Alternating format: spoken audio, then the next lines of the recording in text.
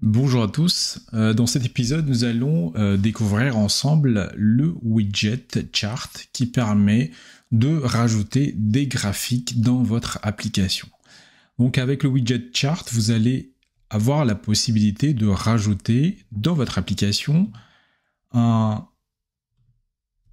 graphique de type courbe, donc ça vous permet d'avoir quelque chose dans ce style-là. Une courbe qui, en fonction des données, en fait, va être tracée. Donc c'est ce qu'on va voir après. Ensuite, également les diagrammes à barres qui vont vous permettre d'afficher sous forme de barres la répartition des données, toujours. Donc là, par exemple, il y a la répartition du prix des fruits.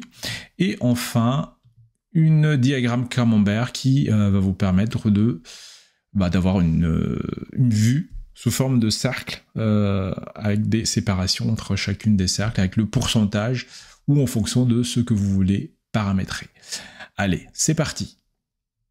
Donc pour vous montrer comment on utilise le widget chart, donc j'ai mon projet que j'ai créé ici et je vais ajouter une ligne dont ma page actuelle dans laquelle je vais rajouter un widget de type chart.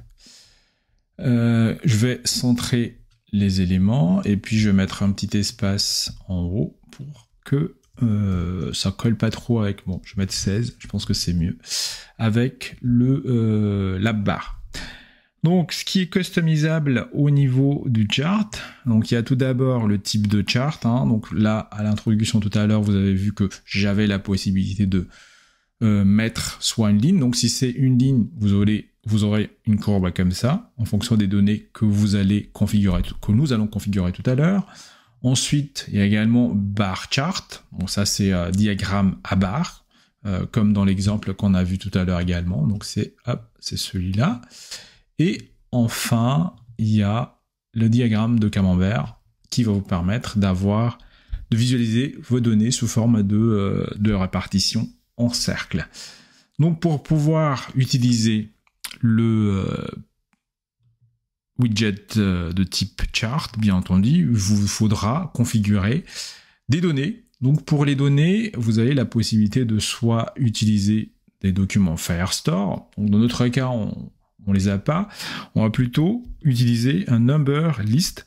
Donc le number list, en fait, ça va être une liste de données que vous pouvez récupérer soit à partir d'un page paramètre, avec d'un random data ou encore un sample data. Donc ça, vous pouvez le faire comme bon vous semble. Vous avez également la possibilité de le configurer dans sous forme de upstate. Donc dans notre cas, on va tout simplement, comme on a un peu la flemme de créer un upstate rien que pour ça, on va mettre une liste de valeurs totalement aléatoires juste pour visualiser. Et clac. Ouais. On va confirmer juste pour voir ce que ça donne. Et après, donc là, il y a un petit problème. Ah, il faut c'était également le Y qu'il a dit. Et là, on va faire pareil, la même chose que tout à l'heure. Random double. Et on enregistre. Et si on lance ça, on va voir ce que ça donne après. Bon, c'était un échec de ne pas avoir configuré via un upstate, d'avoir mis des valeurs totalement aléatoires. Donc ce que je vais faire, je vais finalement définir un upstate en fait dans lequel je vais mettre des valeurs au moins qui sont prédéfinies.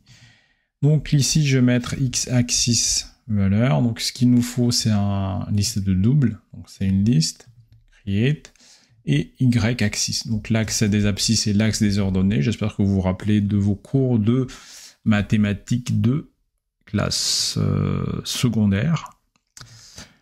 Parce qu'il y en aura besoin dans cette vidéo-là. Donc si je rajoute, on va rajouter une valeur aléatoire, add 1, 3, je vais mettre 5 ici, et je vais mettre 7 là, et je vais mettre 8 là, soyons fous. Et ici, je vais mettre 2, 3, 4,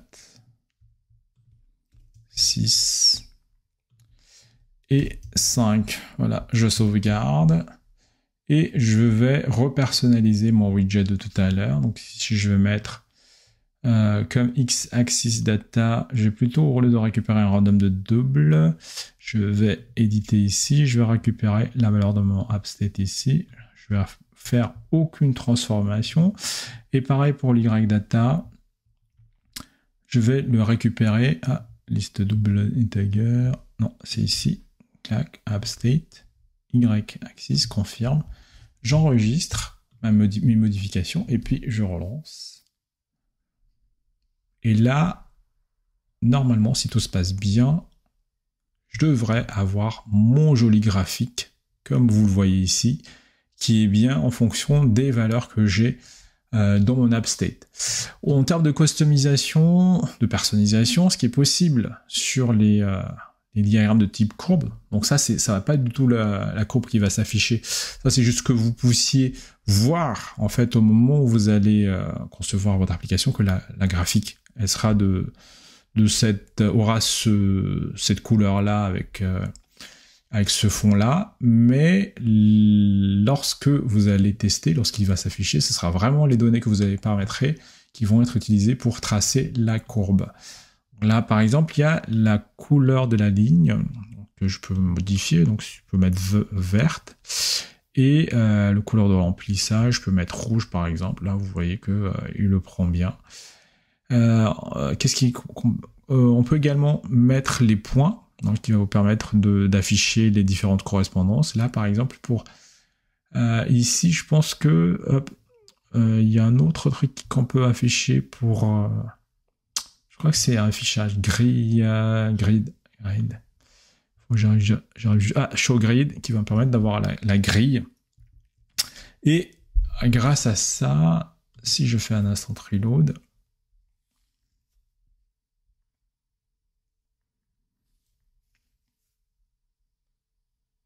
donc là vous voyez que la courbe reste le même. Et on a bien les différents points, donc 1, 2, 3, 4, 5.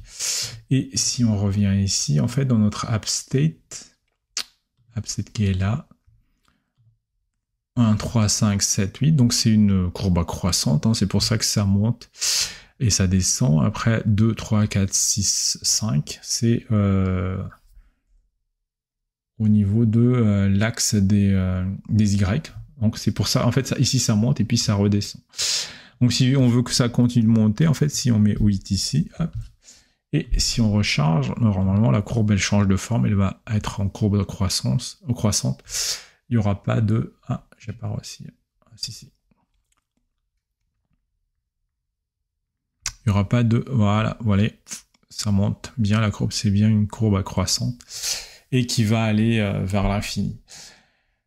En termes de customisation, qu'est-ce qu'on peut aussi personnaliser dans le cas d'une diagramme de type courbe? Donc il y a, vous pouvez rajouter une légende par exemple. Là je vais mettre poids du corps. Tiens, il ne veut pas s'afficher. Bon, bizarre. Qu'est-ce qu'on peut mettre aussi? Y title. Ah, abscisse. Ouais, ça c'est super, ça, abscisse. C'est comme ça. Vous me corrigerez en commentaire si jamais je me suis trompé au niveau du texte. Et donc pareil, hein, vous pouvez personnaliser la couleur du texte. Je vais mettre plutôt une couleur noire. Bon, c'est un peu grand. Fine. Et la taille du texte, je peux mettre 12 par exemple pour que ce soit un peu plus petit. L'alignement, vous pouvez l'aligner à droite, à gauche. Bon, ça y veut pas. L'intervalle des labels, si jamais il y en a besoin. Et les polices, on va laisser les polices de caractère classiques. Hop. Donc title y-axis properties, donc ça c'est les propriétés. Ah, je peux mettre un show label aussi. Donc voilà les labels avec les différentes valeurs. Donc ça c'est pas mal aussi. Je savais pas qu'on pouvait faire ça moi.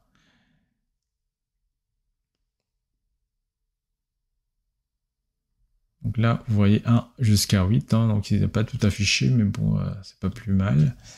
Et qu'est-ce qu'on peut customiser aussi? Donc pareil que pour le Axis, on peut mettre également un titre au niveau de l'ordonnée. Donc ici je mets ordonnée. En plus il le met en vertical, c'est ça qui est cool quand même. Et donc pareil, hein, personnalisation des polices de caractère, etc. Label, etc. etc.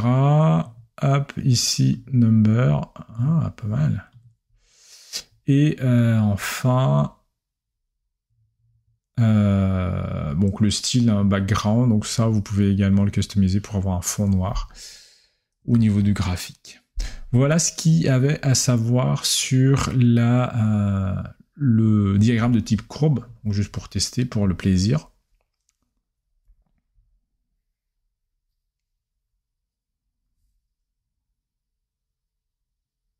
Voilà, c'est quand même joli, hein. En plus, il y a des textes à gauche et à droite. Voilà ce qu'il y avait à savoir sur le chart de type line. Donc on va passer maintenant au bar chart. Donc le bar chart, là, si on se contentait juste de faire ça, donc maintenant le bar label, il vient de x-axis, et le bar value, il vient de y-axis. Donc le bar value, c'est ça, hop. Donc si je rafraîchis, normalement il devrait cracher. Ouais, je m'en doutais. Parce que en fait le problème c'est que bar label, il faut que ce soit une liste de chaînes de caractères, donc de texte en gros. Donc ce qu'on va rajouter c'est un nouveau upstate bar labels, et qui sera une liste. Et donc ici, y-axis, on a 5 valeurs. Donc ici, comme tout à l'heure, je vais mettre, par exemple, banane, raisin, orange, pomme et kiwi.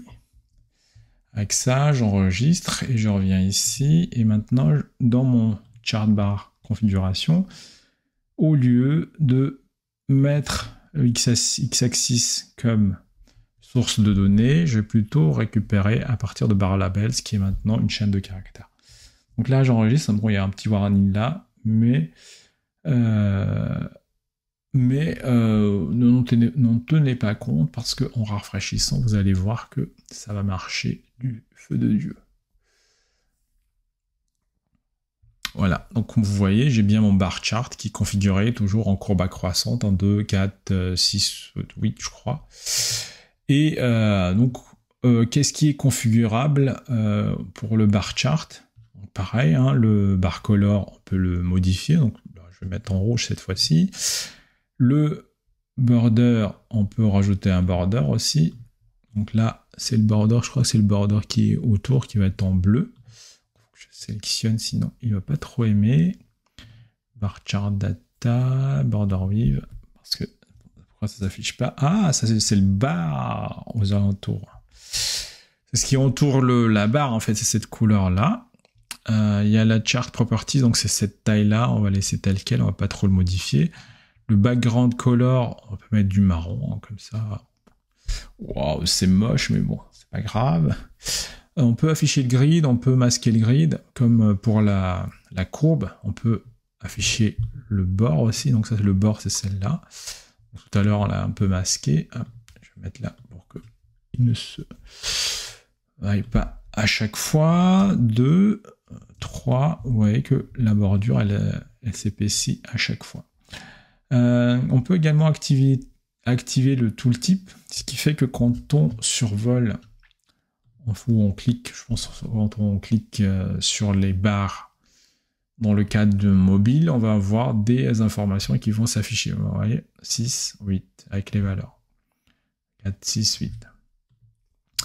Ensuite, bon, il y a l'arrondi. Hein. Si vous n'aimez pas trop le fait que la courbe elle soit arrondie, vous pouvez mettre 0 là et plutôt j'ai débloqué. Et je vais mettre 8 ici et 8 là. Donc là, vous voyez, là, la courbe qui est arrondie. Ensuite, qu'est-ce qu'on peut voir d'autre? Bon, il y a le titre au niveau axe, hein, abscisse, comme pour la courbe de tout à l'heure. On peut personnaliser la police de caractère. Au niveau ordonné, pareil, hein, ordonné. Et de manière automatique, il va se mettre à droite. Donc c'est ça l'avantage. Donc si vous avez des données que vous avez envie d'afficher sous forme de courbe à barre, bah il y a le widget chart qui va vous permettre de faire ça. Voilà ce qu'il y avait à savoir sur le chart type bar. Maintenant, on va aborder le type pie qui est beaucoup plus facile, qui est beaucoup plus simple. Donc si on regarde déjà, nous on a 5 données dans notre source de données. Donc section value, y-axis. Donc le mieux c'est de rajouter... Ah non, je veux pas un transparent. Non, je veux pas un transparent. J'ai dit je ne veux pas un transparent. Je l'enlève et puis j'ajoute une nouvelle couleur. Voilà. Bon, décidément, il ne veut pas aujourd'hui. Hop. Donc là, j'enregistre. Et là, si je rafraîchis au niveau de mon test, je vais avoir une très belle courbe graphique sous forme de camembert. Bon, là c'est juste la courbe. On va le customiser un peu pour qu'il y ait des données qui s'affichent. Donc les données, ils proviennent toujours de l'AppState y-axis. Et ce qu'on peut customiser, donc il y a tout d'abord... il n'y a rien en fait. Ah si. Value. Ah, là on peut afficher les valeurs par exemple. On peut également afficher le pourcentage de répartition. Et qu'est-ce qu'on peut afficher d'autre? Je pense que c'est tout. On peut afficher également... Je crois on peut quand même afficher un titre. On peut rajouter un titre. Il faut juste que j'arrive à retrouver. Show Legend, ouais, c'est ça. Ouais, c'est ça que je voulais vous montrer tout à l'heure. C'est ce Show Legend là qui va vous permettre en fait d'afficher à quoi correspond chaque couleur dans votre diagramme de camembert. C'est fini pour cette vidéo. Merci de l'avoir regardé jusqu'à la fin. Et n'oubliez pas de vous abonner à la chaîne pour pouvoir m'aider à faire plus de contenu encore pour vous. À bientôt.